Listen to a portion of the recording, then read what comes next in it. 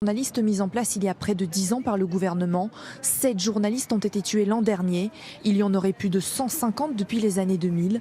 La quasi-totalité de ces crimes reste impunie au Mexique selon Reporters sans frontières.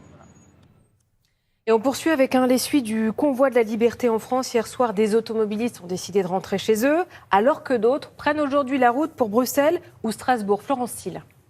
La consigne a été donnée de partir par petits groupes, sans attendre, dans la nuit direction Bruxelles. Mais tous les manifestants du convoi surnommé des Libertés ne prendront pas le même chemin.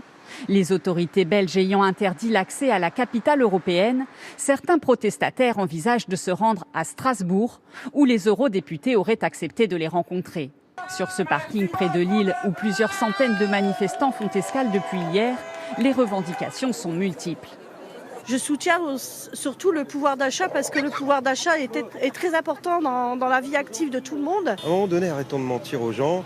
On est là pour juste qu'on nous dise la vérité, qu'on arrête de nous faire croire des choses, qu'on invente des cas, des chiffres. Je me bats donc pour avoir moins de taxes comme c'est marqué sur le gilet, plus de salaire. Mais on se bat aussi pour tous les gilets jaunes qui nous ont quittés, tous les mutilés. Pour une majorité des manifestants, rejoindre Bruxelles reste l'objectif principal. Aujourd'hui, d'autres convois venus cette fois des Pays-Bas doivent les y rejoindre. Qu'ils soient opposés aux restrictions sanitaires, au pass vaccinal ou défenseurs du pouvoir d'achat, tous espèrent désormais rassembler à l'échelle européenne. Et on le sait, une des préoccupations